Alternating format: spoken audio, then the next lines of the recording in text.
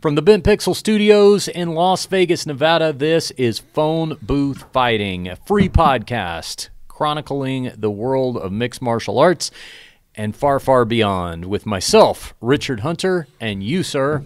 I'm Frank Mayer. He's the two-time UFC heavyweight champion, current Bellator heavyweight contender, who's got his next fight coming up December 14th in Honolulu, Hawaii, taking on Javi Ayala.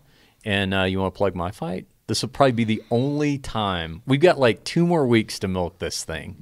And then I don't want to say retirement. Before I'm fighting on the 14th, I will be taking up my very first inaugural backpack duties. Yes. For none other than the 2-time funniest Naga silver medalist, Richard Big Dick Hunter. Are they going to say your nickname in the fight? I don't know. They haven't asked for nicknames. Oh, I'll make sure it's taken care of. Yeah, mine's December 1st. We'll be walking. Is it Syndicate that'll be hosting the fights? I think that's the plan. It's going to be at Syndicate. Yeah. So that's December 1st, and then where's the post-fight party?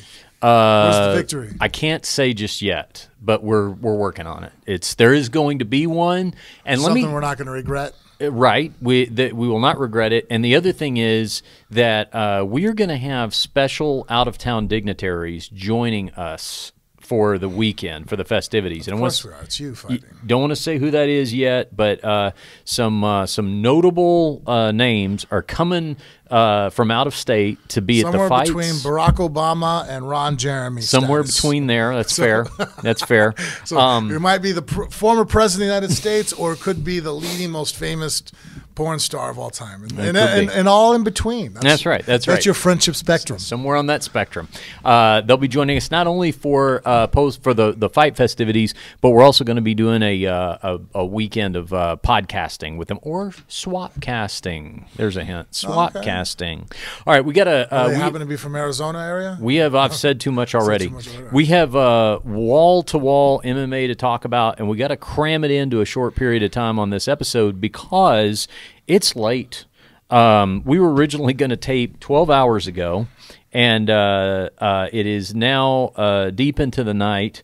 And I hate to say, I tell you one thing I'm not enjoying about my fight career is that this is now late for me. This has officially become late.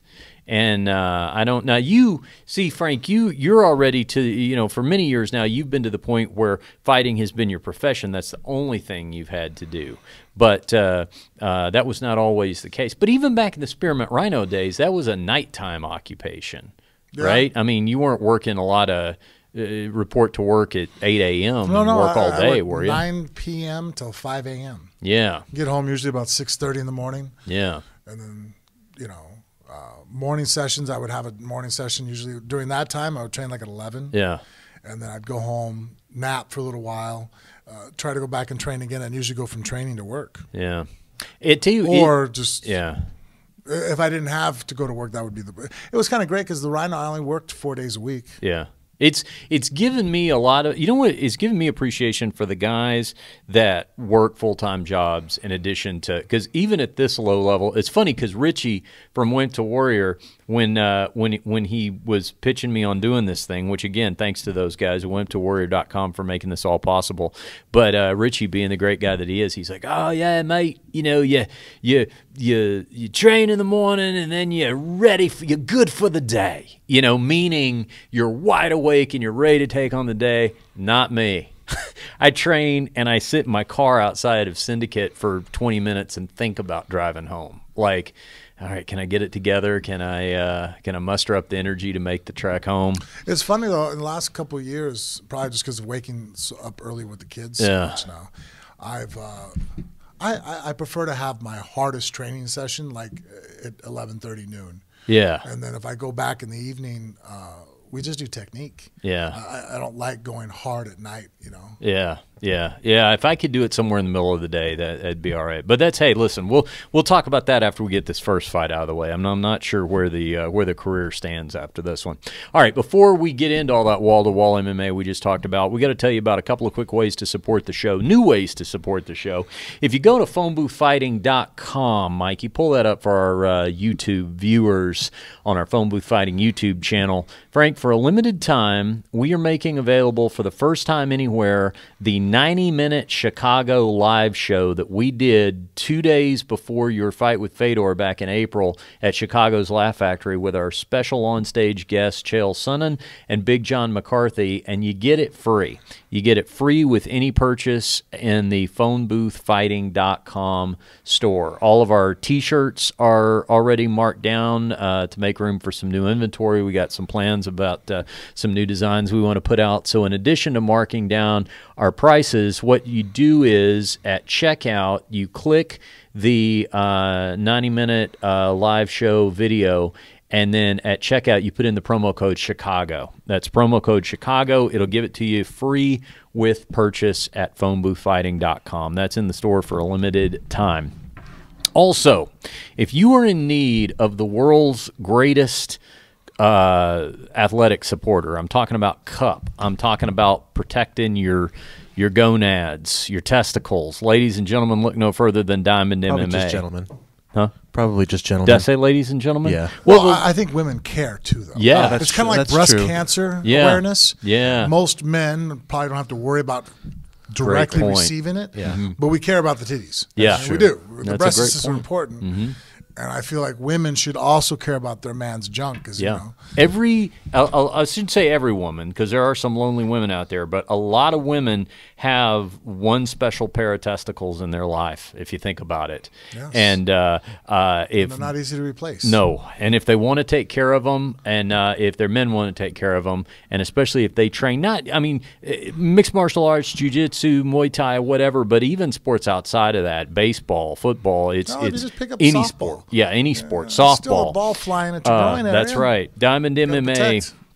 is the gold standard in athletic protection. So if you go to phoneboothfighting.com, there is a banner on the front page for Diamond MMA. Click through that, and they are giving us a little percentage of every one of got their small amazing children. cups they sell. Just to make it fun. I was thinking, if you got small children, Yeah. you know, their waist level right for the groin shots. Oh, well, that's true. That's something you know about. Yeah, But protect from the groin. But also the kid sizes as well. I thought that's where you were going. In fact, Frank, I've got a bag. Think about the children. I've got a bag right here. They sent you and I both brand new Diamond MMA cups. So Nice. got the I'm cup actually glad itself. about that because I was just looking at mine. Yeah. All the rubber's torn on the sides of it. Oh yeah. You've worn it out. There's your Destroyed the rubber. your big boy shorts. Yeah, these are different than the ones I have. Oh yeah. Yeah, I have the full blown with the jock, you know, Oh okay. like the briefs with the jock strap sewn into it, you know, the compression shorts. Well, that's what that is. No, it's isn't it? not. This is just the jock strap. Oh, but did you wanted to try that one? Yeah, because I already have the other ones. Oh, okay. They sent me So- the shorts. Oh, cool. Yeah. Okay. Got it. because honestly, I'm probably going to get a couple pairs of this because Yeah. what I end up doing is I don't spar as much, Mm-hmm. but rotate them more because usually what I do is that this is the best part, the support system. Mm-hmm. Yeah. But I end up using different support systems because, you know, obviously wearing the same jock strap day after day without washing it. Yeah, I don't. Yeah, I It would makes never you a do lonely that. man. Sure, I can imagine. That's why I do my laundry daily. They You also just have one jock strap and you wash it every day? no. I have the compression shorts, but I now have two shorts. But So it's before laundry that, every would other you- day. Yeah, it was every day. Every day I trained for sure, and that's been 5 days a week for the last 5 months. Yep. They also sent you some fun little accoutrement here. You got a couple of Diamond MMA patches. That's a very cool logo they got, by the way. A sticker. And how about this fun item? It's a squishy sperm. I guess it's like a stress ball, you know, that you squeeze, but it says Diamond MMA on it. It's a squishy sperm, and it says, "Don't let me get squished." There you go. So you can relieve your stress by squeezing your sperm.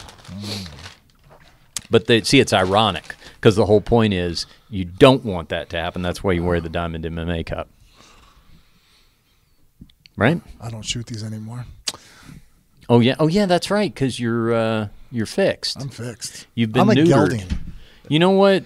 More people should be. Listen, I applaud you for that. I think I definitely think a lot more guys should be. I do too. I remember I once talk to people and go, Jesus Christ, please tell me you're not mating. Yeah, we can just eliminate your contribution to this genetic pool now. I'm big on the pet causes, and I once volunteered with a great organization back in Dallas where they provided free spaying and neutering for low-income families, like if they adopted a pet, because it doesn't necessarily break the bank, but if you don't have a lot of money, that can be costly. So it was a great program, but I at one point said privately, depending on the people, it might be nice if we offered this service to them as well.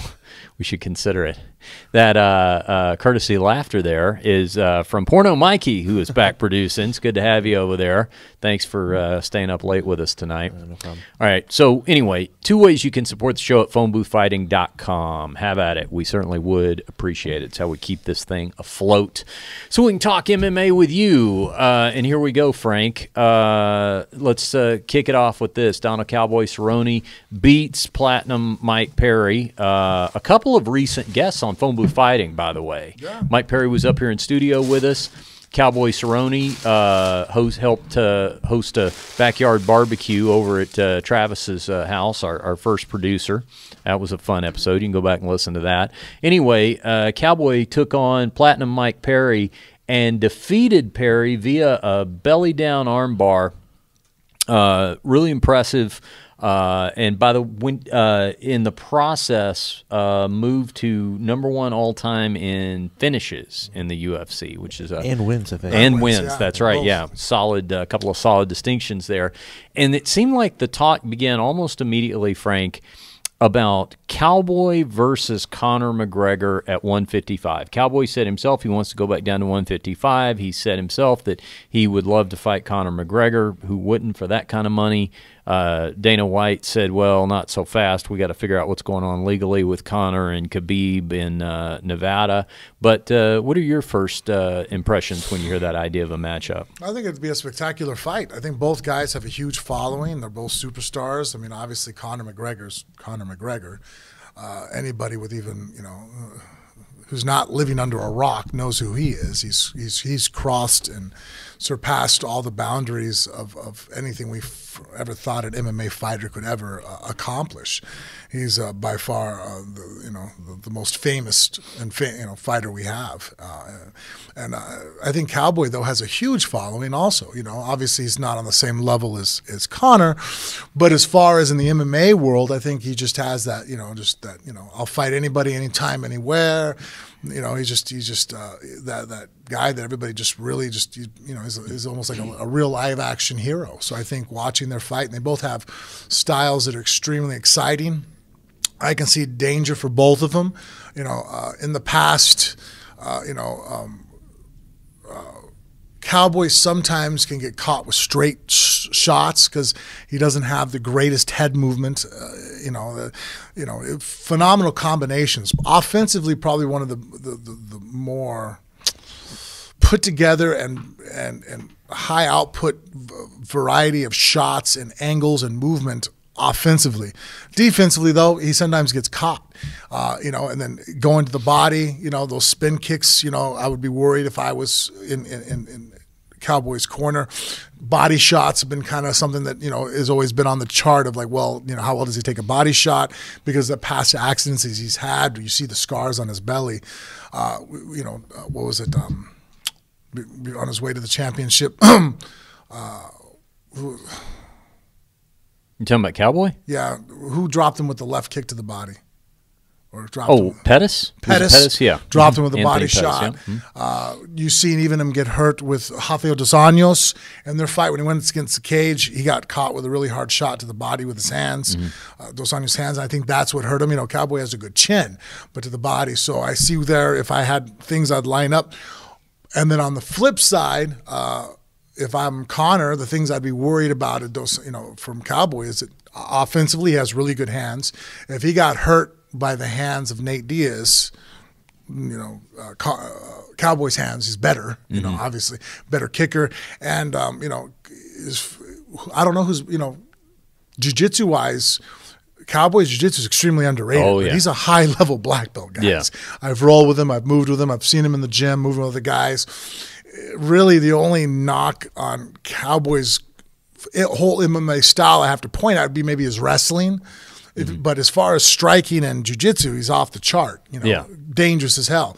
And Conor he sucks at jiu-jitsu. He just sucks at the submission game. For as phenomenal of a genius he is at striking, Conor, it's weird. Like, he's one of the best in the world at one aspect of the game. But then on the ground, I mean, there are amateurs out there right now that are better at ground fighting than Conor McGregor is. He just panics. He freaks out. And there's just certain aspects of it. It'd be like if every time someone threw a punch at you, you close your eyes and you turn your head. That is what I do. It's hard to teach that guy stand-up. You know what I mean? Like, it's like, well, that's what my coaches have been saying. It's not easy if you're going to close your eyes and turn around. Sure. Well, Conor does the equivalent of closing your eyes and turning on the ground. Yeah. You've seen that with Nate Diaz locked up the choke. I mean, before the choke's locked up, he's tapping. Yeah. The neck crank that they're very mercifully calling the hold that Khabib had on Conor was not a choke. It's not a crank. They're trying to, spinal lock. Well, I've displayed on earlier shows the spine wasn't being affected that much. A little bit of pain on the chin, but what people do is they pull that down. They pull it off. And so he responded by tapping. You don't have to tap to that. You can pull it into a choke and then fight out of the choke. And you might go to sleep or tap to the choke, but you didn't have to call the battle there. So if they go to the ground, I mean, I think it's an exciting fight both ways. I think I think that's where, unless Cowboy says he's making a title run, which this could be a first step towards another shot towards a title. Not first step, but obviously another step towards it. But Conor fighting for, Conor has made it so big now, and we saw it with the Khabib fight, shattering all the pay-per-view records. I think he is just, these are fights that are great for him, just fighting other superstars. And I know there was talk of him maybe fighting like Anderson Silva, but I think that if you're trying to put together a super fight, Anderson Silva fight, even when Anderson Silva was the record-breaking, current pound-for-pound greatest fighter in the world, he's never been a blockbuster sell. You know what I mean? Where I think Cowboy is a much better seller of pay-per-views. Right. And I think that the two of them fighting, that press conference tour, I think would be incredible. I think it might be one of the best ones. Yeah. I think that, because that Conor could dish out and Cowboy's going to take it and dish it right back, and I think it'd be exciting. And I think the fight will be a fight that will never, ever disappoint anybody because one of them is getting knocked out or submitted. There's no way that fight goes 3 or 5 rounds if it's a main event, I guess, and no one gets finished. You know what I mean? So we're going to see fireworks. So I don't know why that wouldn't be on Dana's forefront of, this is a huge money fight right now. Why delay it? You have Conor coming off of the loss of Khabib. I mean, obviously, the legal work we got to get through, but once that's over with, Jesus, like, this is the fight. I think it'd be the biggest fight the UFC could make right now. Can you guys think of a bigger one? I mean, it's not fair. Obviously, any fight Conor's in is huge, but if you said Conor versus Nate 3, I would watch it. If you said Conor versus Khabib 2, yeah, I mean, I'd like to see it, but I mean, I think it's going to not look much different. And then if you say, well, Cowboy and Conor, I'm like, well, that shit's kind of exciting. That sounds spicy. I like that. I can think of some fights that might do as well, but I can't necessarily think of any fights that would do better. And now, as far as the legal thing quickly, I think Khabib's going to have a harder time with the Athletic Commission than Conor is in this situation because Khabib is the one who went into the crowd. Right? So that whole thing adds another element to it. I mean, I'm sure they're both going to get something in the way of a punishment for it, but I think Khabib's got more to answer for in this situation. Yeah, he jumped the crowd. He's going to be in trouble for it. But they can't be too hard on him. I would think the commission would be nervous about affecting a cash cow that Khabib is, international relationships and everything else. If they get too hard on him, I don't know. I think that they're going to just kind of go, look, no one got hurt. Obviously, there has to be some kind of payment, but and restitution being made. I just can't think they get too crazy because, I mean, Khabib kind of told you he don't give a shit. He got one foot out the door. He's like, look, I've made it. I have the win over Conor. If you guys want to make it to where I can't come back to the U.S., here's the belt. Here's my check.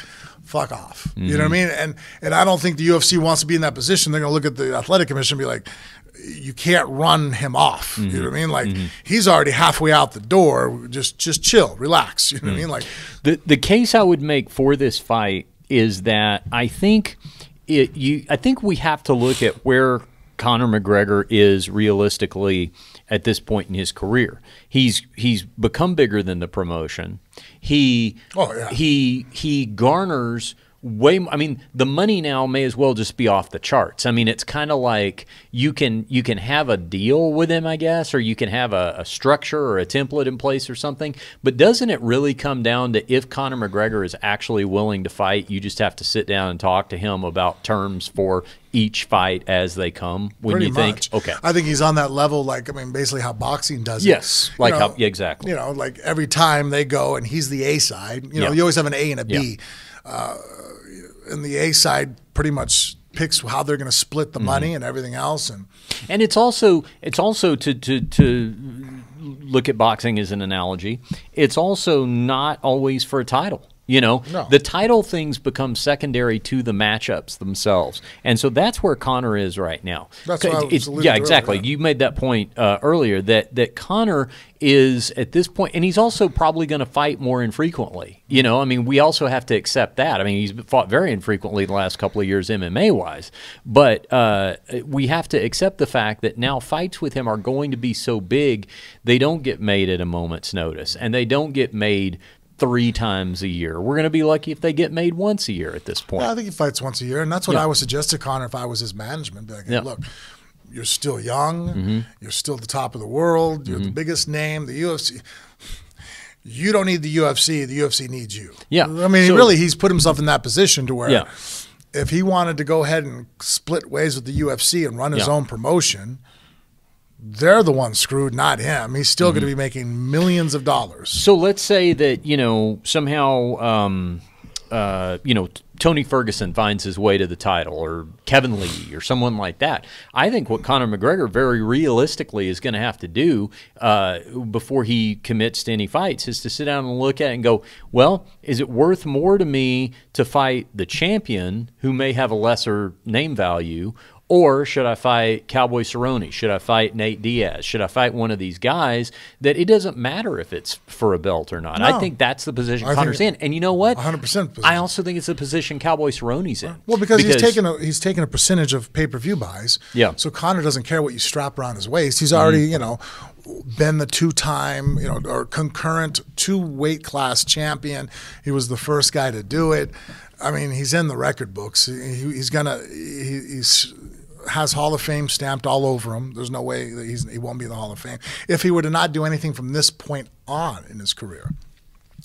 So I think that at this point, it just, you know, not getting hurt or injured in camps by fighting too frequently, and fighting just smart fights, picking guys that, you know, I mean, obviously everybody is dangerous, and there's no safe, easy fights that Conor's going to be able to pick and still make money at, probably. But that has to go in the forefront of, well, let me fight. You know, like, for example, like, avoid Tyrone Woodley like the plague. Like, why would he want to fight that guy? Tyrone Woodley is now the new Demetrius Johnson of pay-per-view sales. His fight with his last one, I think, broke the records for the worst UFC we've ever had. Darren Till? Yeah, Darren Till. Like, did it even make 100? That bad? I don't know. I didn't even look at the totals. Horrendous. See if you can find it there, Mikey. Yeah, find out. Maybe I'm just talking shit, but I saw a couple different articles brought up. You know, I didn't open them up and look at them. Or just said, as bad as you think they were worse. Yeah. So, but that guy's extremely dangerous. He might knock Conor out in the first 30 seconds, or he could wrestle grind him for 4 or 5, you know, rounds before he decides to knock him out or rip his head off with a submission. Like, and the paycheck at the end of that ass whooping wouldn't be worth it, because it's like, well, not a lot of people tuned in to watch this. Yeah. Only, you know what I mean, just because there's an opponent that's not bringing the same star power that he does, where Cowboy brings it. Is there still a danger that Cowboy kicks his head off into the stands or chokes him unconscious? Absolutely, but at least now the risk to his, you know, health is worth it, because it's like, well, I'm making, you know, 2.5 million pay-per-view buys versus 1.5, you know, or 1, you know. He's not carrying the right.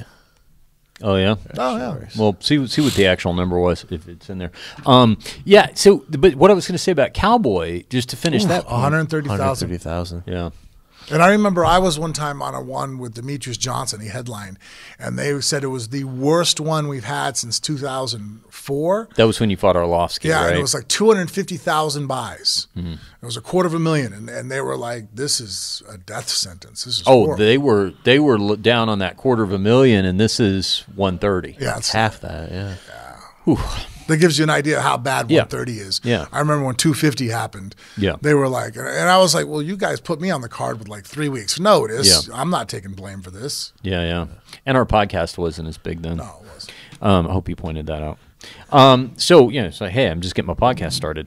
But you know what I was going to say about Cowboy too is that Cowboy is a guy who, in my opinion, has cemented his place as a UFC Hall of Famer without ever winning the title. Yeah, yeah. Maybe he's going to win a title. We'll see. It's almost a point to where if he doesn't win the title, he'll easily have the moniker of the greatest fighter not to win a title. Yeah, it almost makes him. It almost gives it more of a distinction because he's got those two, top records now: most wins, most finishes. You know, certainly the people's fight. Everybody loves to watch him fight. He's not going to need that title. To me, he, in a way, is really in that same position as Conor McGregor, where especially, being closer to the end of his career than at the beginning as you get older, that the thing to do right now is to sit and, if you're Cowboy, and go, okay, who are the marquee matchups? Who are the fights that are going to sell the most pay-per-views? It's definitely Conor. It's, Nate Diaz. These kind of people are out there, but the whether or not they have a title now becomes completely secondary to me. He's going to probably do what George St. Pierre is attempted now to do, but just waited too long. George took so much time off, he kind of became irrelevant. And even though he came back and he waited and picked out Michael Bisping, who he knew strategically was a great, like, all right, well, out of all the top 10 middleweights, happens to be that the guy holding the strap right now at that time was the one that he had the highest, most probable ability to beat. And so he goes, oh, I'll pick that guy. The only problem is that, it's become too apparent that that's what George is doing, and I think there's a little bit of a back. And also, too, look, man, George hadn't fought since Hendricks. Fans, you don't fight for 2 years, you're ancient history. You know what I mean? That's just too old. Yeah, it's it's nothing that is going to be made tomorrow matchmaking wise, but that would certainly be the fight I would want to see in 2019, regardless of who the lightweight champion or the 100%. welterweight champion, for that matter, belts. is. Yeah, for sure. All right, Frank, switching gears, this weekend you are going to be in LA. I'm not sure how many people know about this because I don't think we've talked about it on the podcast. A lot of people are well aware that Chuck Liddell is going to be fighting Tito Ortiz for the third time at the Forum this Saturday. But how many people know that you're going to be doing the commentary? Right now, just our listeners, because I don't even think we've today I talked to Will from Golden Boy Productions about my itinerary and things, and they said that they're going to start sending me things to post. So I'm like, cool. As soon as you guys send me something, they go, oh, we're going to release that information today. I don't know. Was anything released? I don't know. I didn't voice? hear it. Yeah. It was released to me via text from you last night. I know. I feel bad. Just such a neglected wife, dude. I know. I was like, you never tell me anything. I don't. Because we were talking about it. The problem is I talk to you so much. Yeah. When people go, hey, does Richard know? I'm like, yeah. Like, I just assume. How would he not, like, right? how would you not know? Like, Yeah. well, did you actually tell him? I'm all, that's a good fucking question. Yeah. Like, he just reads my mind, man. That's what Yeah. I thought we were on that level. And it was it's painful too when it's like you're talking to me like I already know, and I'm about 2 or 3 texts in before I'm like, wait, I don't understand the context of this all of a sudden. What do you mean? Because he was talking about doing the fight card, Mikey, and I was like, well, wait a second, did they offer you a spot on the card? Like Bellator, this isn't a Bellator event. Yeah. And he's like, no, I'm doing the commentary. You know, and I'm like, you don't tell me anything. He's like, I really think I told you. And it's funny because my response to him was, maybe I'm getting hit too much in the head now. This is not working out well for either one of us. All right. What would it be under? Like Golden Boy's Instagram? Yeah. You could, Mike, you'll look it up there while we're talking about the fight. Yeah, so I got a call from. He's just a great guy to talk to because he grew up in Vegas, had a shitload of money. He's devoutly in the AA group. That's his people, and he's somebody who's non-judgmental. That he knows that I've had problems with different issues in the past from narcotics and alcohol, from depression and injuries and whatnot. And somebody that's just easy to talk to. Is he open about this? It's supposed to be anonymous. Oh, maybe we got to edit that part. Well, he's open with me about it. Does that not count? Oh, no. All right. So, hey, I'm not an asshole. Edit this, please. Just leave the part where it says that I said his name and what he's a part of. I think it got brought up about whether or not, for broadcasting for the show. So he passed my number along, asked if it, obviously if it was okay. And I said yes.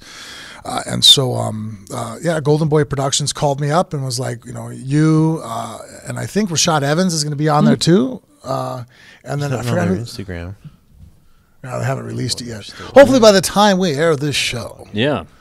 All right, the bout sheet has just been sent to us, Frank, as we're finding out for the first time that you are going to be doing the color commentary for Tito versus Chuck Liddell 3. Rashad Evans is going to be on color as well. I guess it's a three-man desk because Todd Grisham is the other. Yep. Yeah.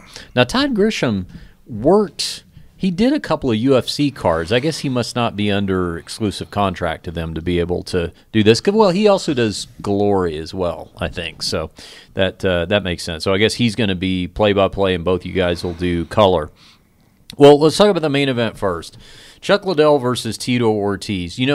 The second Chuck Liddell-Tito Ortiz fight was my first UFC to ever cover. Oh, wow. I think that was UFC 64, 66, somewhere right around there. But that tells you how long it's been since these two guys fought, because I was at the last time that they fought.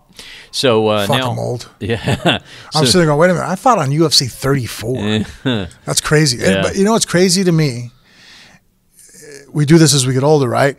I remember like in 2001, 2002, meeting the fighters that fought in 93, 94, and 95, thinking that, oh, Jesus, you guys are ancient.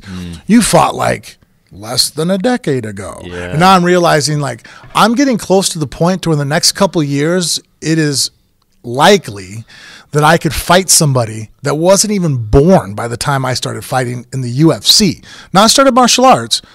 I was a pro already. Yeah. I mean, we're going like I'm almost 18. Well, I turned professional in 2001 of November. So this November right now is 17 years. 17 years. So yeah, technically in another year, I could be fighting somebody that wasn't even fucking born. Beating up a high school kid. Yeah. I'm fucking beating on someone's toddler and shit. You know what I mean? Like, bring me the baby. That could totally happen. That's going to be, I think that should be a goal. Well, my ultimate goal is I'm not retiring now, because I know people have asked me this question many a times, but now I realize that I won't retire till my daughter and I fight on the same card. Oh, yeah. So like basically like, my way of passing the torch, even though, I mean, obviously it's being passed, knowing that, my daughter's career is now, it's going to start, my ends. It's going to come to an end, and so what more fitting way to sit there and go, well, we fought on the same card together once. That's interesting because Bellator, this last card they did this weekend in Israel, had, I believe they were touting it as the first time that a father and a son had ever fought on the same card together. Didn't they fight each other? No. I just saw that where a father and son fought each other. Yeah, I swear to fucking God, I saw that. Yeah. No. But this was because the dad fought on the main card and the son fought on the prelims. Like, he's just getting started. But I don't think there's ever been a father-daughter combo. No. That would be, that's cool. That would be a real sign of the times. Yeah. 53-year-old on 1 hour notice fights 21-year-old father versus illegitimate son. Where do you find this stuff? I mean, YouTube, obviously.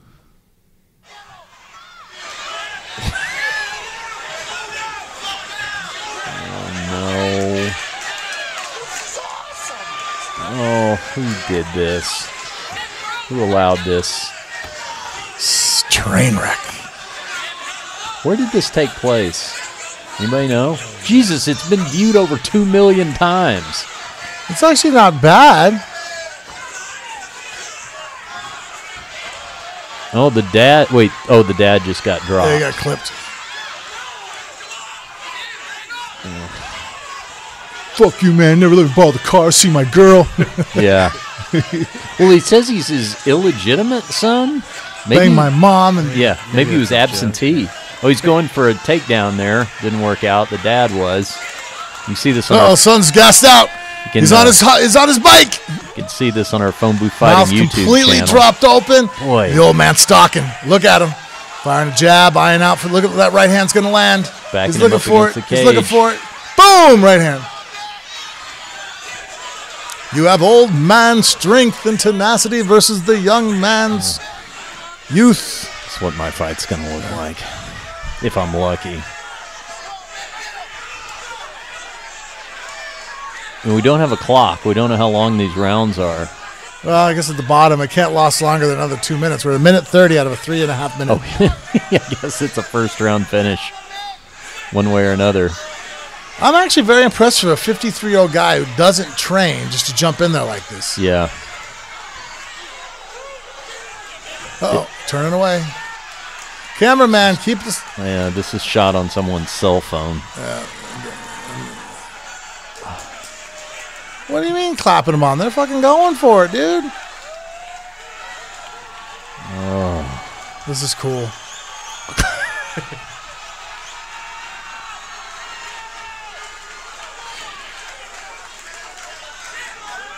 Thanksgiving's going to be awkward this year.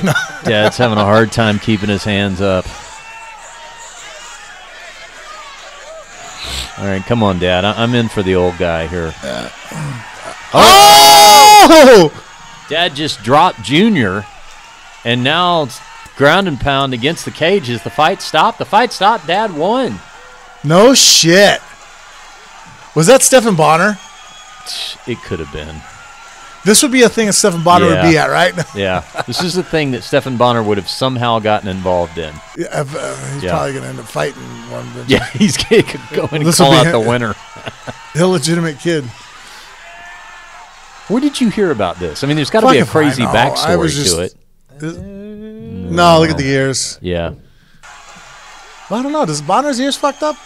I don't know. That looked like a younger version of Stephan. That could be Stephan Bonner's illegitimate kid. That's his illegitimate kid. That's his next fight. And now we have the setup. Yeah. Oh, he's still out. No, that's called fatigue. Oh. Yeah. And it's worse than any chin shot you'll ever take.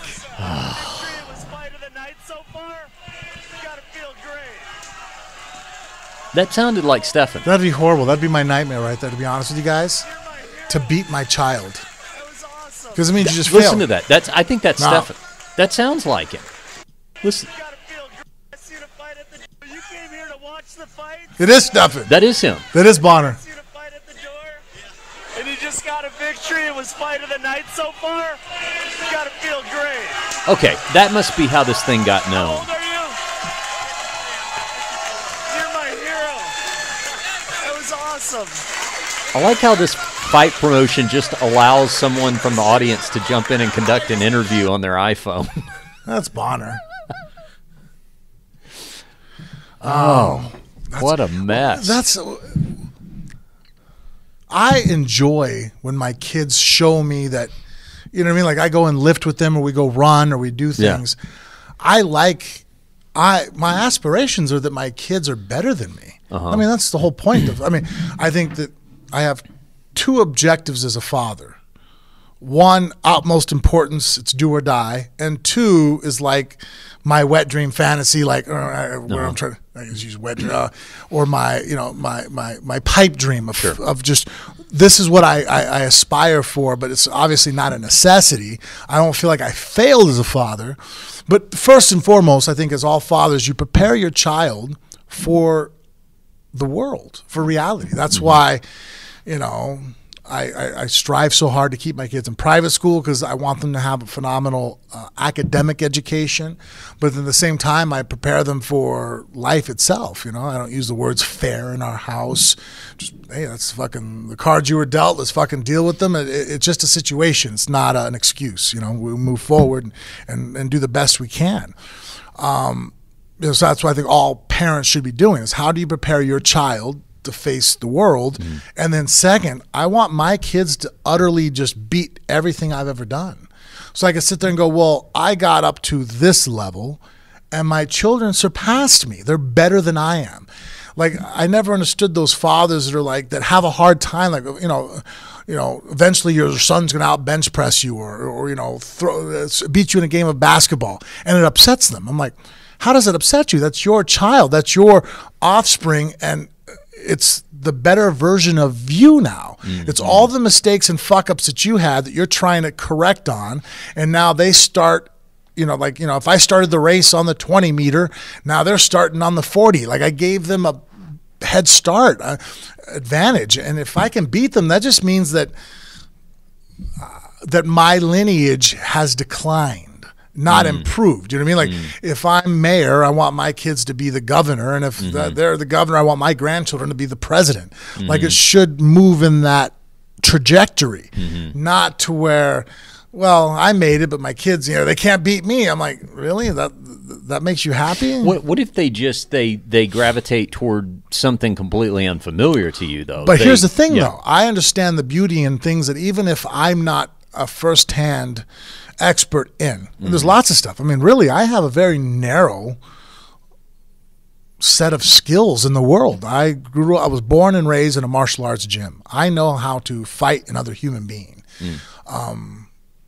I've broadened that out a little bit for verbal contests. I understand strategy and warfare, But if all of a sudden they start playing music, I mean, you brought over the electric, I had a fan who made me a very beautiful guitar. Yeah. If you told me to point out the A string on it, I had no fucking clue what you're talking about. Second from the top. So, good call, see? Mike. All right, guys. Yeah. So I'm amongst you assholes. I have no clue. Now, but Richard goes, that's an electric one. I'm like, fuck, what does that mean? He goes, well, there's acoustic, electric. He goes, we should bring a box. I'm like, cool. Would Cage be interested? And I'm like, sure, if you could show him how to play. So I could appreciate my children being a phenomenal guitarist in a band. I don't know shit about it, but I can still appreciate when someone's good at something. I like Zen, and it's like the old story of the tea master and the sword fighter. Because whenever you understand an art, you understand all arts. An art is breaking down yourself. Whether you're an artist painting, creating a painting, a sculpture, music, whether you're out there throwing your fists, it's an art, right? It's an expression of who you are. And the reason why artists like to express themselves is because now I can break myself down. I can sit there and go, oh, I can see how my lack of this kind of coloring or my lack of using forward pressure in my fights, whether it's how I build cars, like it's an expression of who you are, and that expression allows you then to now look at your faults and improve upon. So I just want my children to find some kind of passion and something they're in love with. Like I've fallen in love with martial arts. It doesn't have to be martial arts. And in fact, there's a little bit in the back of my mind that I don't want them to be martial artists on a professional level because I just don't want them always compared to me. You know what I mean? Like, not for my own distractions, but for theirs. Life's hard enough as it is. If I can, Cage loves football, so does Ronan. Bella's going to fight, but I tried everything I could to get her out of it. But it's fucking in her blood. I mean, like, at this point, like, she'd probably run away from home if I told her she couldn't be a fighter. You know what I mean? Like, and Bella doesn't do anything wrong. And so, they don't have to be fighters. You know what I mean? You know that. You've been around me enough, and so the fans at home can understand. I just want them to be passionate about something because that gives you a reason to get up in the morning. You can't get up just to be a part of the fucking machine. If your purpose in this life is just to fucking put money in the bank so that you can spend money out of the bank and just exist, you're depressed, man. That's a depressing lifestyle. You might get through it, but then you're going to find something, whether it's the bar after work, whether it's fucking sitting on your laptop, fucking surfing the internet, you're going to find something that interests you in life. And I hope that they find things like music would be a phenomenal one because I feel like there's so much payoff. Look, I don't have anything against drinking a beer at the bar, hanging out with the boys, but that's not really improving your spirit. You know, I mean, Yeah. great discussions if we want to talk. I mean, you can build from that. I mean, there's always something to build from all situations. But I want them to find something that's more fulfilling than that. And then that way, you know, you go have a beer at the bar, but that's not the only thing we have to look forward in life. You're like, Jesus, fuck, I got to get up in the morning, work, pay taxes, and fucking die. I'm like, I don't want that for my children. I want them to find something that they're in love with. You know what I mean? And so when you ask me that question, what if it's not? I don't give a shit. Just as long as it's something. Well, no, I just meant in terms of when you're measuring it, like, you know, somebody's. But I don't measure by accomplishments. Yeah. Because I'm that type of person. I Yeah. think that's why sometimes fans have a hard time relating to me, because they'll ask me, I get asked this all the time now, you know, why do you still fight? I'm like, same reason I fight the first time. I want to test myself. I like the lifestyle of being a martial artist, and I happen to be lucky enough that people are willing to pay me to do this shit so I can do it all day long. Whether I win 20 more titles or never walk near another title again, that's not why I fight. So at the same time, if again, because we're really on this easy to relate to musician thing, if Cage decides to play guitar, as long as he's happy with what his accomplishments are in life, I'm happy. He doesn't have to be on stage, you know, in front of, you know, 30,000 screaming fans.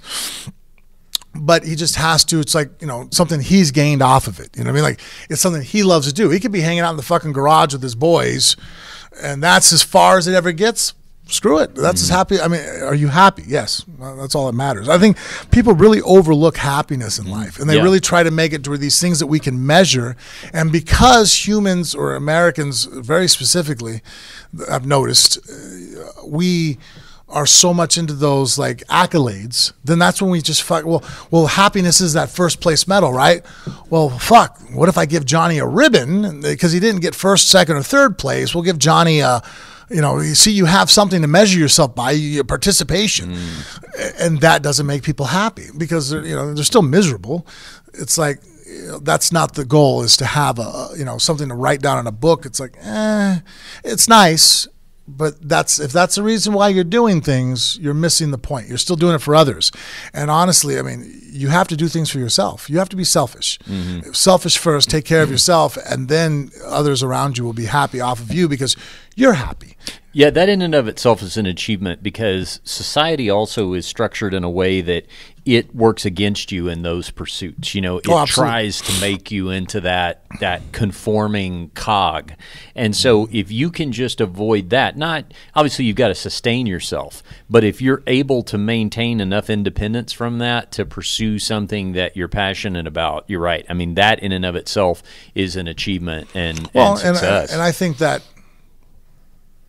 the reason why also too it's very difficult is in our society, I think that the powers that be would much rather have a cog, a worker, somebody who just joins the system than to be a free thinker. And I think sometimes when people are happy without the structure of like, well, wait a minute, you're 50 and you're not married yet? You can't be happy. That's not what society says. Oh, Jesus, you're a woman too? And you haven't been married? What's wrong with you? You should be miserable. Where I think that there are people that can choose, such as yourself. You really march to a drum of your, or, you know, the march of your own beats, or was what I'm trying to say. I march to the beat of my own drummer. Yes. Yeah. And you're happy with that. You're happy with who you are. And I think that's why I have such a good friendship with you and so attracted to your presence is because you're content with who you are. And I think that's a very underlooked and undervalued attribute nowadays. And I think that scares, again, the powers that be, because if you have a group of people that are just fucking happy with what they have in life and just being better themselves, like, maybe you want to do martial arts and you join the local gym and it's like, well, you have to do competitions. Well, who says the fuck I got to do competitions? Can't I just be happy putting on a gi and learning jiu-jitsu? Well, I mean, that makes you happy? Yeah, that in itself fucking makes me happy. Yeah, it scares the status quo, and I'll tell you, or the powers that be, but I'll tell you who else it bothers are the people who have conformed, who've given up. Oh, yeah. Because what happens Misery is enjoys company. Yes. And when they see that, they will try to push back on that. They'll try to break you of that, and you know, you just I see get it in all with a different program places. like the rest of us. I see in areas where I try not to correct other individuals because people don't really respond well to criticism. And it's weird because I'm a fighter. I'm always being criticized. So it took me a little while to realize, oh, wait a minute. I can't tell you that you're being fucked up right now. I get told all the time, and then I take it and what I can from it, and I try to fix it. Oh, wait a minute. You got thin skin? You can't have thin skin. This is the world. This is reality. Fucking suck it up, dude. But things I do correct is like when people, for example, the two areas that I'm real quick to be like, hey, dude, knock the shit off. One is marriage. When people see, and they especially do it to women, 35-year-old woman and she's not married. Oh, well, what's wrong with her? I'm like, what do you mean what's fucking wrong with her? Maybe nothing's fucking wrong with her. Maybe she's happy enough as an individual that she can fucking go home to her own house, her own apartment, fucking her own cat, whatever, and fucking make fun of her. But she doesn't need to go ahead and conform to society's observation of what would make her happy. Be married, barefoot, and bearing babies. I'm like, well, maybe she doesn't want that. And she'd rather go ahead and have this life, and she's completely happy with it. You know what I mean? Like, so leave her the fuck alone. You know what I mean? Now, if she comes to you and goes, I'm miserable, I wonder why. I'm like, well, let's break down the list. What are you miserable about? Do you want children? Well, fuck, maybe we got to get married if we want to go that route. We don't have to. But, and then the other area I really fucking hate when people do this, slut shaming. Bugs the fuck out of me. You know what I mean? Like, it really does. Our views on sexuality are completely fucking backwards in this country sometimes, and it causes so many problems on both ends of the spectrum. I find fault on every area, but when you see a woman who's okay with her sexuality and is not ashamed of it, and people real quick are threatened by it, like, I'm like, so wait a minute, but you like to have sex, right? Yeah. I always loved the caveman that I talked to, the Neanderthal. So you like to fuck, right? Yeah. But you're going to tease and have sex with that girl, right? Yeah. And then you're going to tell your boys and make fun about her later. Yeah. Yeah. And you're going to wonder why girls don't want to fuck you. You know what I mean? Like, because you're a complete cocksucking asshole. You know what I mean? Like, no, you don't do that. Like, keep your fucking mouth shut, enjoy the experience, and go with the ride. As long as it's healthy. See, the thing is, I think balance is good. I think there is a good reason or a bad reason to do almost anything. Not everything, but almost anything. So when you're talking about, like, for example, expression of sexuality, okay, well, you're a very sexual person, and you're very comfortable with who you are and your sexual expression. Now, are you doing it because it makes you feel positive, it makes you feel expressive, it makes you feel connected with someone else? That's healthy. Right. Or are you doing it to traumatize yourself over and over again because you got some crazy unresolved issues? Bad reason. But see, it's not the act. It's what's motivating it. So just make sure that it's a good thing rather than a bad thing that's motivating it. Am I wanting to do martial arts because I'm passionate about it? Yes. Okay, that's why you should do it. Do I secretly hate it, but my dad's pro fighter, so I have to do it? Terrible reason to do it. No, you're right. What I mean? You're right, because it's funny because I do that. When someone comes in the gym, they're like, I want to train. All right. Why? Well, I want to become a better person. Fighting scares me, or, I have a problem with confrontation or just self-confidence. I'm like, oh, okay, cool. Fighting is a way that we're going to learn these skills, but fighting is going to help accelerate this. Yeah. But if you're like, well, I just want to fuck people up and be dangerous, I'm like, I'm not your dude, man. First of all, it's a waste of fucking time.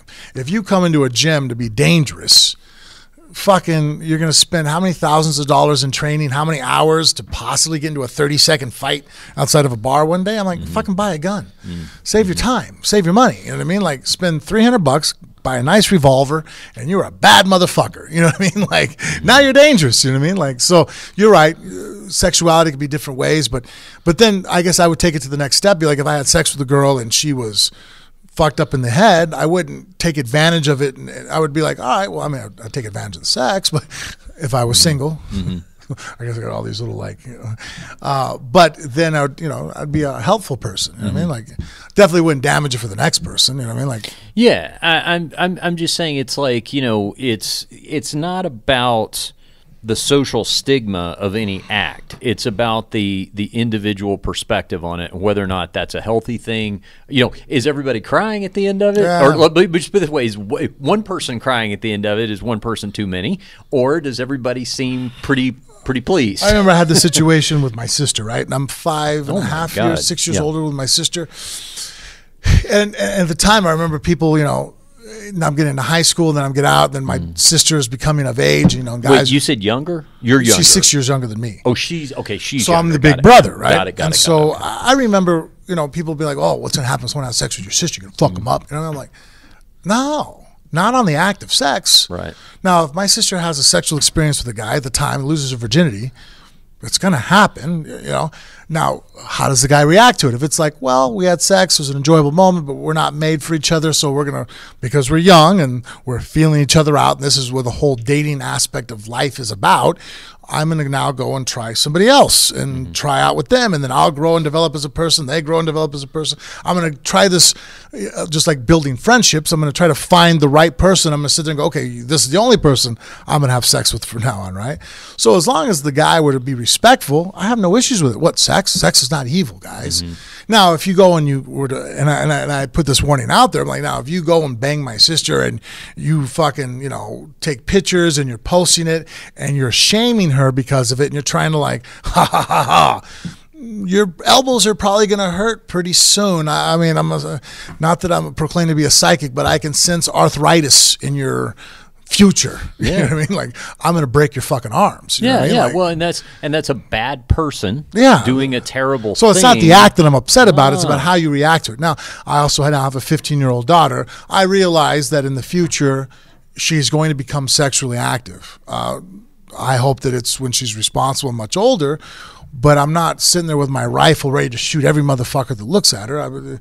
It's not unrealistic. And also, now, if the guy mistreats her, yeah, right. That arthritis conversation starts again. But also, if you overreach, like kind of what you were talking about, you know, sitting there with a rifle for anybody. No, she's going to rebel against me. You're doing damage. Yes. That's right. Yeah, that's the reason why, you know, you see a lot of times somebody who's raised in a super strict household goes fucking nuts. And you see me in my house. I mean, Mikey, I mean, I'm as open with my children as you can possibly be. I mean, they know when I'm going into the bedroom to spend time with their mother and shut the door, don't come knock on the door unless it's on fire. We got to go to the emergency room. You can knock on the door. If not the emergency room, don't answer the fucking front door. Leave it alone. Watch TV. I'll be out in a few. You know what I mean? Like, you know, I mean, but my kids, I have, you know, they can come up and ask me anything. It could be about masturbation, sex, drugs, you name it. I'm going to be open. Now, obviously, I curtail the conversation in a way that's not, I'm probably not going to talk to Ronan, who's 9, the same way I talked to Isabella, who's 15. And then just like when now Ronan becomes 20 years old, I'm going to talk to him differently. You know what I mean? Like, I think it's age appropriate, but at the same time, I always want to be a source of information to my children, because the minute you're not, they're going to find that answer out from somebody, but do I want the fucking neighbor's kid telling my kids about something? Or do I want me to be the one? And there's a very good chance that that answer they get from the other person is wrong. Jesus. Yeah. Hell yeah, it is. I remember it wasn't until 6th grade that I didn't realize that when you had sex with a girl doggy style, you weren't sticking it in their ass. I honestly thought every time until I was 12 years of age, if I watched any scene where a guy, even in an R-rated movie, was taking a girl from behind, I'm like, oh, he's sticking her ass. It wasn't until older, I'm like, oh, that would have been a very awkward. Oh, I was. Thank God I figured that out before I had doggy style sex. That was my question. Did you learn it firsthand by trial and error? Yeah, that would have been a problem, jamming. I'm like, what? This is what everybody else does. Yeah. Well, I got to try to pull that line now. Be like, yeah. No, listen. One of my favorite expressions to use is that I don't think anything bad ever comes from too much information. No. I think it's always too little. No, so, I'm like you. I err on the side of talking a ton. Yeah, and you have so, Mikey, when you're ready to have children and you got to have that talk, yeah, I'm your guy. I'm good at the talk. Yeah. I like the fact that you have waxed philosophical all this time with the squishy sperm in your hand there. I miss my own sperm. I liked it when he was waving it around. Yeah, if you're watching on our YouTube channel, you can see that. All right, Frank, so obviously all of that was leading to you breaking down who wins between Chuck and Tito for the third time. You know what? I know that Chuck won the first 2. Yep. But Chuck, being a predominant striker, defensive grappler, your reaction time and your timing goes as you get older. And Chuck is 10 years older than I am. And so I got to think that even though he's still a very dangerous striker power-wise. By the way, I think Chuck's more than 10 years older than you are. Am I correct? Let's see how old he is. No, because I'm 39. He has to be 48, 49, right? Okay. Well, anyway, I know Tito and I are close to the same age. I think he's 41. Yeah, right? Okay, so I think stylistically with the age of what the styles of fighters that they are. I mean, Tito's last fight, I saw him 2 years ago. He looked pretty healthy against Chael. Mm-hmm. You know what I mean? If they fight in their prime, 48. 9 out of 10 times. Oh, there you go. In a month. Okay. 9 out of 10 times I'm taking Chuck, and they're both their primes. That being said, they're both not in their prime anymore. And Tito's just lived, he just seems like he's consistently a healthier guy as far as just always in the gym, always wrestling, always, he also hasn't had the more recent history of knockouts. And Chuck hasn't fought since what? 7 or 8 that years. Up. Yeah, it's been. And his last, there was a whole string of knockouts. If you pull up his record. There was a couple times there. I'm like, and you never want to tell a fighter that he shouldn't be taking fights anymore. Yeah. But it got to the point where I'm sitting there, shit, man. Someone needs to have a conversation with Chuck. Yeah, we're going to look at Chuck's record here all the way down. Okay, so last fight was 2010.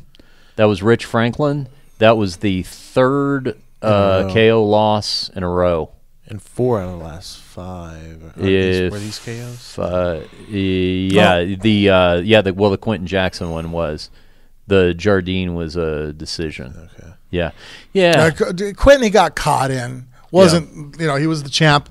Threw a body punch, if I remember correctly, and didn't finish to the head. He tried to throw in a straight right to the body and pulling out, and that's a big striking no-no. You don't finish to the body like that because your hands are low and your head now is probably right in line with his hand, and that's what happened, if I remember correctly. I was there as Chuck tried to pull out and outspeed him, basically. That works if you're like a Floyd Mayweather or Conor McGregor can get away with that because they're so quick. But Chuck didn't, and he got caught with a left hook. But that was a real tactical, that wasn't a smart move, and you got caught. And then the Keith Jardine fight, Keith just has a weird style, real off rhythm, and I think it caught him a little off. You know what I mean? Like, it was just a good fight on Keith's part. I really didn't feel bad for Chuck at that point. And then came out and he beat Vandelay, but then that's when it started. The Rashad KO. That Rashad Evans knockout, I thought he was dead for a good there was a good 15 seconds in my head. I'm like, oh, fuck. This might be the first cage fight death I've ever seen. Holy shit, is he alive? He was knocked out bad. Interesting that Rashad will be doing the commentary. Yeah, he'll be able to talk about it. And then he went and got caught by Mauricio. That fight, but Rich Franklin knockout. Because I thought he was doing pretty good on that. I think he even broke Rich's arm. Yeah, that's right, with the kick. I think, he broke Rich's arm with a kick, and Rich had to use the other hand to knock him out, and he knocked him out cold. I'm just sitting there thinking, I'm like, shit, that's not a good sign that you break a guy's arm and he can come back and still knock you out with the other hand. Yeah, and Tito had not had that same history of Tito, I think, lost 8 of his last 9 Well, they were fights. Losses, but they weren't these brutal KOs. Yeah. So so I think just health wise, I'm going stylistically, the style and the age and the fact that at their age right now, I think 45. We're pushing the boundaries, but I haven't seen a lot of high level athletes older than 45. You won't be seeing any on December 1st either. 48. 48's the cutoff, right? So I think that it becomes harder to be a top level guy. Now, look, as I'm saying this, I'm not saying that, hey, if you see Chuck in a bar and you're just a normal dude who's never fought professionally, he will absolutely whoop your fucking ass. Yeah. You have about the chances of me getting hit with lightning twice. It happens. It ain't going to happen for you. Someone's going to hit the fucking lottery, but it ain't going to be the guy trying to beat up Chuck in a bar. He's going to get knocked the fuck out. Whoever challenges him. But Tito is another, at one time, was a high-level fighter, and so he's still a very well-established martial artist. So I think that between the two of them, Tito's still on the south side. What is he, 41, 42? 43. Oh, 43. It's, so he's still, 43, shit, Tom Brady's in the fucking NFL, and he's, 41? 41, yeah. So, 43 is still doable. Yeah.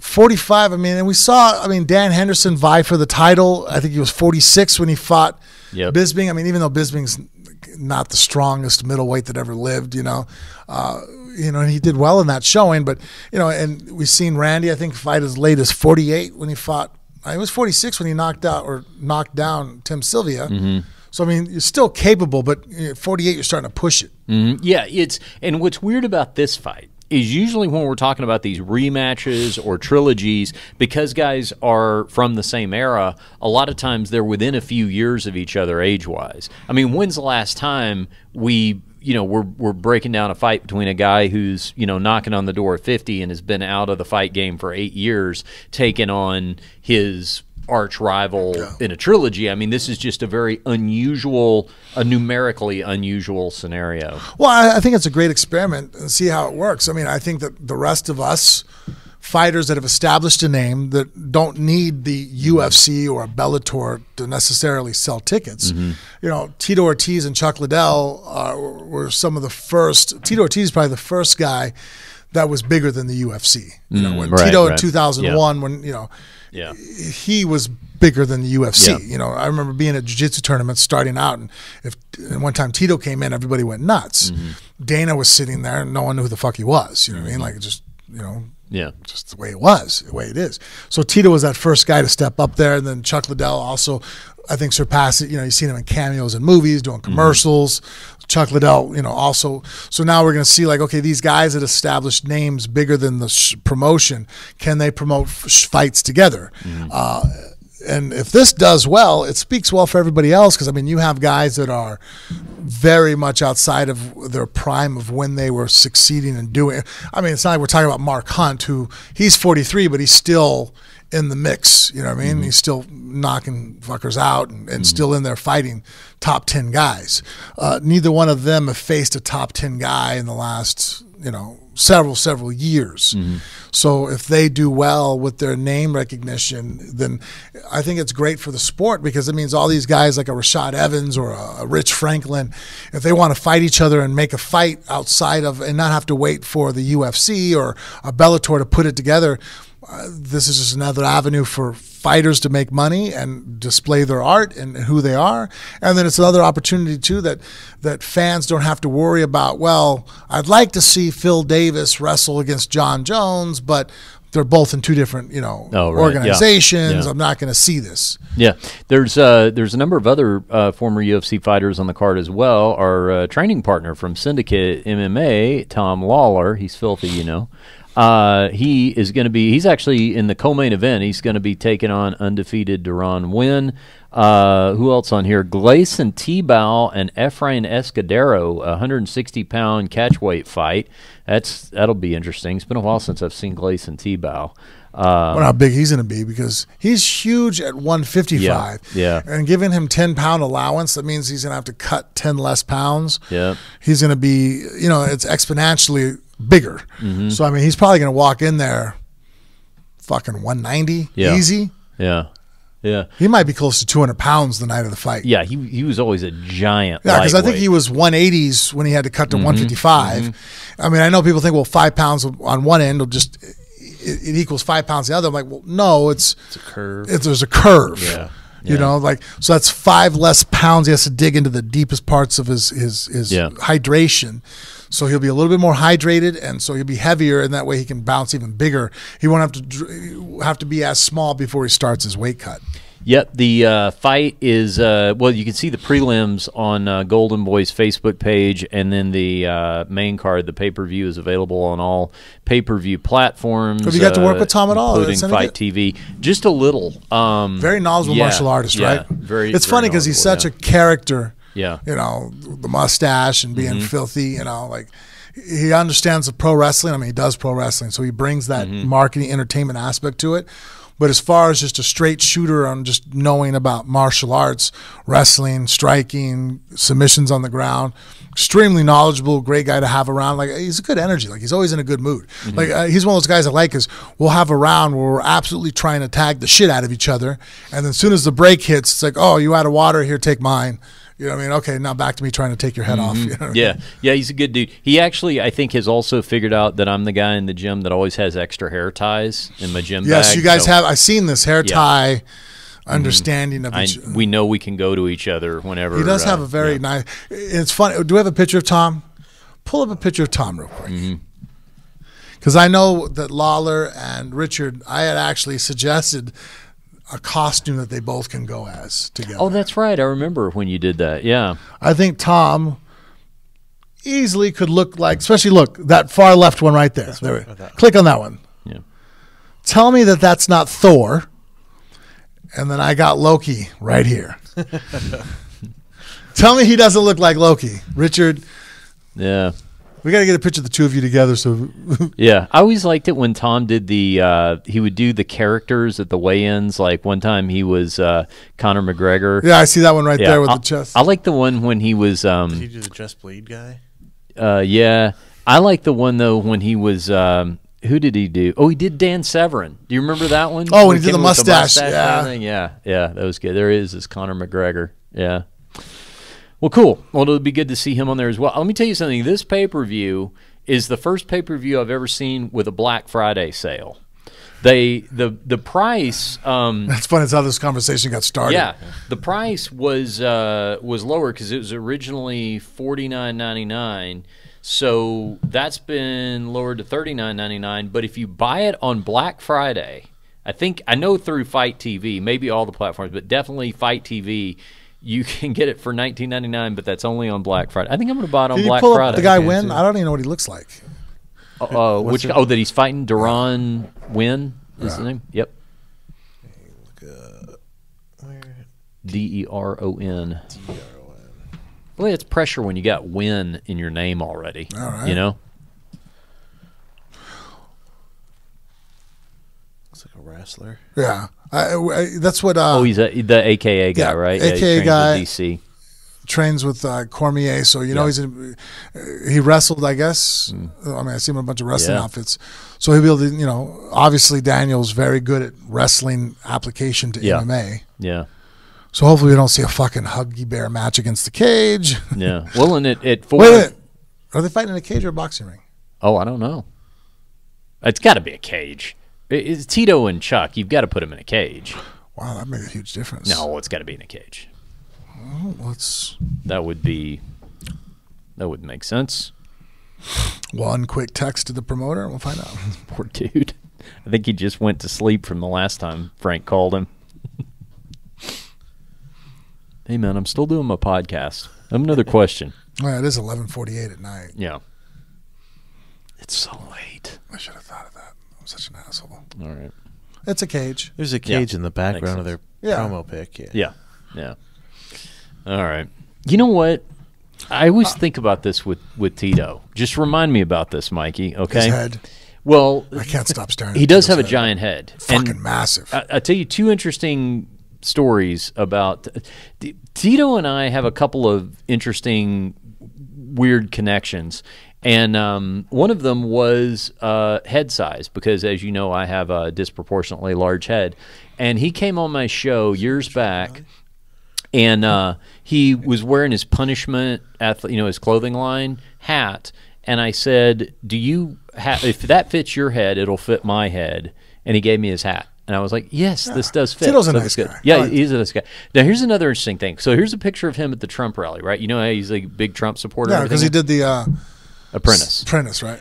I have tapes of Tito Ortiz on my show vehemently campaigning for Barack Obama. I mean, I didn't bring it up to him. I mean, at the time, he was on the Barack Obama train. So it was interesting to me when he made this turn, because, I mean, we had, detailed discussions about this. Was in 2008 when Obama was running the first time. We had discussions about it, and he was totally in support. So I got to find those tapes somewhere, because he's definitely hold on. Has Cejudo the biggest head in MMA? Go to that real quick. Which one is that? Second line in the middle, with the one with Jenna Jameson. That one. Yeah, I think Henry Cejudo might have the yeah, biggest head. He has a large head, especially on a 125-pound body. He just looks like an overgrown dwarf. Yeah, he does have. He has dwarfy. I bet you, genetically, he's not 100% non-dwarf. I bet you he is a little dwarfy. If you look at his proportions, his humerus and femur relation to his torso. Yeah. All right. I'll bring those guys in for a physical. But we'll have to do it on another day. Cejudo is look at him. massive little hobbit. Yeah, that is a big head for sure. He is a hobbit. He just needs to put hair on his feet. We have so much that we didn't get to, but you know what? We're going to have to save it for the next show. You want to talk for we're gonna go 10 more minutes? Or? All right, 10 more Mayweather? minutes. 10 more minutes. Let's talk about Floyd Mayweather because I don't know how much longer that story. Well, you know what? It's probably going to go through New Year's. Listen, Floyd Mayweather, his on again, off again, now apparently back on again fight with kickboxing specialist Tenshin Nasukawa is apparently back on for New Year's Eve. Tenshin is an undefeated kickboxer, 28-0. But here's the deal, Frank. They had a press conference. They had a Ryzen press conference. They said this fight was going to happen on New Year's Eve. Then Floyd said, no, I never said I was for sure going to fight. Then they huddled up again. Now the fight is back on, but it's going to be a boxing exhibition with no kicks. I mean, Floyd Mayweather is just on a tour going around and collecting money boxing people who don't box. Yeah. I mean, and it's a relatively safe fight, too, for the other guys. I mean, I know he knocked out Conor. He carried for him as long as he could, too, but he just basically just slapped him around enough times, and then Conor got, eventually gassed out and couldn't fight anymore in the 10th. Looking for the explanation he put of why he pulled out. Did he delete that one? Probably. Does he really have De La Hoya? That's not he's just putting up those random De La Hoya pictures of him in the lingerie. Oh yeah, all that's right. his explanation of why the fight didn't go on. Okay, so it's going to be 3-3-minute rounds, exhibition rounds, right? Hey, if you're illiterate, how do you do social media? You probably voice activated. He's got a homie who can read. Yeah. But how awkward is that? Like, I always think about that. Like, when you go, like, I just went and did my brain thing, right? So you go in. I was at the Cleveland Institute or the Cleveland Clinic for the brain health, so do my MRIs and all this testing stuff. I got a good story about that too. Oh, okay. It'll make you happy. All right. And so you got to fill out all this paperwork. I'm like, you always got to, and I always think about him in those situations where, like, okay, fill this out. I'm like, how the fuck, like, if you can't read and write in life, like Leonard Ellerby sitting over there with a pen. Obviously, you could have someone run your own social media and do stuff, but he's rich enough that he can have that taken care of. But if you're not rich, like, what the fuck do you do? Yeah, he's got. Like, you walk in and like whisper to him, like, I'm illiterate, I can't read. Yeah, you know what I mean? Like, I don't know, like. I mean, he's got to have a copy editor for this kind of stuff. Like, I'm sure. Yeah, because I mean, that's even the vocabulary on that. You're like, that wasn't his brain. It's like the biography that's the autobiography that says "as told to." You know, the ghostwriter that wrote the thing. Listen, here's the thing about Floyd, and I'm gonna say this again, and hopefully this podcast goes well into the years where this is gonna be proven out one way or another. Crazy as it sounds, and I know longtime listeners have heard me say this on this podcast before, I think Floyd Mayweather is going to find a way to run out of money. I think somehow he's going to do it. Because this, yes, I mean, these are good. I hope not. Yeah, but I wouldn't bet against you. Because here's one of the couple of reasons I say that. A real red flag for me was when he was asking the IRS for extra time to pay the taxes that he owed from the Pacquiao fight until he could get the check from fighting Conor McGregor. That's a real bad sign. Secondly, you know that he gambles a lot and obviously has an extremely expensive lifestyle. Now, taking checks like this to go do this Ryzen thing, okay, that's fine. I'm sure it's a good payday. But if you think about it, if you were in Floyd's position and you didn't need any money, would you be doing that on New Year's Eve? I don't think so. If you had 50% of the money that Floyd's made in his career, would you just be going over there to New Year's Eve to pick up a little extra check to do something? I don't think you would if you didn't need it. But in one sense, it's so fucking easy. I mean, he's fighting a non-boxer. Yeah. No, in a boxing match. There's like, I mean, that'd be like you telling me, like, hey, for $500, you're going to go roll with this guy that doesn't know jiu-jitsu, but it's a jiu-jitsu match. I'm like, are you fucking serious? Like, this guy doesn't know jiu-jitsu. No. He competed as something else. I'm like, oh, okay. But that's not jiu-jitsu. You know what, though? I know you. like if you had, I mean, I don't know what Floyd's career earnings were, but at this point now, I mean, it's probably astronomical. You probably figure it out. But let me just say, $500 million? if you so let's say out of if you were liquid 200 million. Okay, let's just I get what you're saying. You know what? Million. You're right. I probably wouldn't either. It would be hard to get you to do stuff, Yeah. I would think. I mean, because when you're young, you do things because there's a sense of proving yourself and making money. Yeah. But once you've proven yourself, I mean, Mayweather's proven that he's one of the greatest boxers of all time. He has the record, 50-0. He broke Rocky Marciano's record of undefeated win streak, in boxing and being a champion. I mean, even if you're not a fan of his style, it's hard not to make the argument that defensively he's probably the greatest boxer that ever lived. I mean, that's where, he makes his money. You can't hit the dude.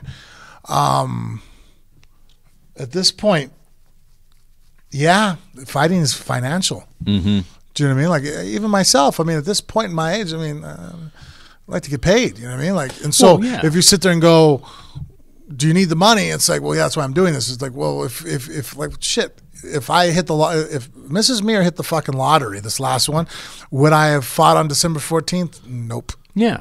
Yeah, and that's, I mean, we're not, I mean, you've done well for yourself, but you're not in the Floyd Mayweather economic category. So what I'm saying is when you I don't have an entourage of people that I can afford. I mean, right. It could be you do, up but to they're $1 all billion, dependents. depending on how much he made with the Conor fight. And total gross career earnings could be $1 billion. Now, obviously, that's getting spread a million different ways with managers and all that kind of stuff. But still, even if you had, even if you had $100 million to show for it, I mean, I would just think at that point, it's going to be very, very difficult to get you out of bed, let alone all the way across the world for even what might seem like a pretty nice. Now there is that where it's money. Yeah, but what about? Let me throw a second thought out there. They always say guys have a hard time letting go. You know what I mean? And maybe in one sense, he's 50-0 and he's pulled back going, okay, I don't want to fight some of the top up-and-coming 22 and 23-year-olds anymore. That's risky. But if I can still kind of get that walking out to the ring and preparing for battle sensation and feelings, he's still getting those. I mean, think about it. Chuck Liddell and Tito Ortiz have accomplished. They've both been champions. Why are they still fighting? Obviously, financial reasons are important, but I think there's that little bit of like, once the crowd stops screaming your name, it becomes history pretty quickly. And I think some people have a hard time letting go of fame, and he might fall into that category where, it's like, he still likes the idea of going out there and competing, and it's not a financial thing as much as I just want people to scream my name again. I want to be the guy. I mean, think about Mayweather for 20 years of his life has been the man when it comes to fighting and combat sports, and now he's going to be just a businessman. Some guys make that transition well. Oscar De La Hoya, phenomenal. I think he's like somebody I aspire to be like. Had a phenomenal fight career and has converted over into a phenomenal businessman. Really, honestly, you know what I mean? Like, I think he's a great businessman. Look what he's done with Golden Boy Productions. The guy promotes some of the best boxing matches we've seen in the last couple of years. But so that's where he gets his rocks off. I mean, that's where it's like, oh, I'm the man now, but with a suit and tie. I don't think Mayweather ever feels like the man with a suit and tie on. As much as you might want to, I'm a businessman. We all know you're not. You know what I mean? You can't even read and write. But that's part of what I base my case on. I totally get, and I acknowledge the whole thing about letting go of the fame. I just think there are a lot of red flags with him financially, and that's a good one. Where you want to be the businessman, you're surrounding yourself with the set. You built the set basically, the business set. But if you're not that, then again, I mean, not to be crass, but it's like you can have a deluxe library in your house of nothing but first edition leather bound books, but if you can't read one of them, it's all for naught. You know what I'm saying? And I'm kind of using that business scenario as I mean, a parallel. Not to take away from it. We have anybody at home that can't read or write too good. Right. I'm not trying to offend you, but it is a difficulty in trying to sit there and go, well, You know, I mean, like my friend Raymond. Raymond is a businessman. He's a successful businessman. You know, he walks in your room, the way the guy dresses, the way he talks, you instantly know this guy is important. The only way I think Floyd Mayweather gets that is by fighting. You know, I don't think anybody respects the other aspects as much and gives him the accolades. Yeah. You should start a podcast. That helps. Yeah. Right? It's very therapeutic. It does. Yeah. Well, it allows me to tell you what I'm doing. Yeah, that's right. It gives us a chance to get caught up. Yeah. He and Leonard Ellerby should start a podcast. Okay, so let's do this. Frank, tell everybody about the Amazon banner on the front of phoneboothfighting.com. Hey, man, use it. I've been doing it. Save an icon on your phone. Go to phoneboothfighting.com. There's a banner there. It says the Amazon banner. Click on that. It transports you directly over. And if you are signed in on your phone, it even keeps all your name and credentials and all your billing information. It's fucking awesome. So do your holiday shopping on Amazon. Yeah, but by doing so at no extra charge at you, you're really helping us out here at the show. Small percentage comes to us, and then if you buy some freaky weird shit, we get to see it, which is a bonus. So. Yeah, we won't. It doesn't associate your name with it. We just know that some anonymous listener out there about the 3-foot dildo. Yep, has bought the bondage gear, and we salute you, bondage, sir or madam. Also, tell you know about that Japanese rope stuff. Oh, yeah, shibari, I think they call it. I like that. That's cool. Oh, yeah, you're interested in that? All so right. if you see any shibari equipment being bought, yeah, maybe and all of a sudden they'll be like, I haven't heard from... maybe that's how you'll go, a shibari mishap. Yeah. Huh? How'd you like to walk in on that, Mikey? Ooh, like what, like carotene? Yeah. Would you pull my pants up or pull them down? That's what I want to know. I'd clear your browser history. Thank you. See? There's a buddy for you. This motherfucker. That's right. We told that joke before, but Frank and I were talking about it one time off air, and Frank said, man, if you ever find me like David Carradine, he goes, cut me down and pull my pants up before you call the paramedics. I said, no, I'll be stringing you up and pulling your pants down. I die of a heart attack, normal death, and they're like, he was jerking off to like fucking Wagyu or we made hentai porn, like it was like girls with dicks. I don't know. We made the joke. Mrs. Muir was like, he said Mrs. Muir would look at me and go, I had no idea he was into that, and I'd be like, neither did he. Yeah. Pegging, big. Yeah. No. He never did that with me. All right, that's for the next episode. This concludes this episode of Phone Booth Fighting. After Frank tells you how to follow us on social media. Facebook and Instagram, you can follow us at Phone Booth Fighting. Snapchat and Twitter, just Phone Booth Fight. That's it. For Frank Muir, for Porno Mikey doing a great job producing. We appreciate you listening. We'll see you right back here next time on Phone Booth Fighting.